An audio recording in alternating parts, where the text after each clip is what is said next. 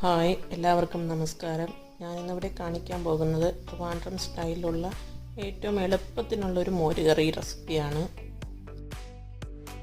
അതിനായി 1/4 കപ്പ് തേങ്ങ ചിരകിയതും അതിലേക്ക് 1/4 ടീസ്പൂൺ ജീരകം, 1/4 ടീസ്പൂൺ മഞ്ഞൾപ്പൊടി, ആവശ്യത്തിന് ഉപ്പ്, 2 അല്ലി ചെറിയ ഉള്ളി, 2-3 അല്ലി വെളുത്തുള്ളി, ഒരു പച്ചമുളക് എല്ലാം കൂടി ഒരു മിക്സിയുടെ ജാറിലിട്ട് നന്നായി അരച്ചെടുക്കണം.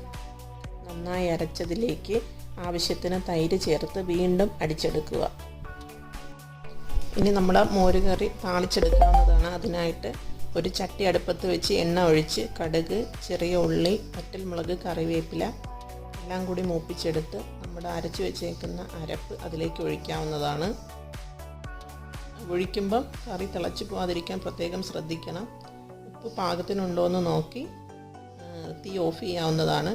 നമ്മുടെ സിമ്പിൾ മോരുകറി ഇവിടെ റെഡി ആയിരിക്കും.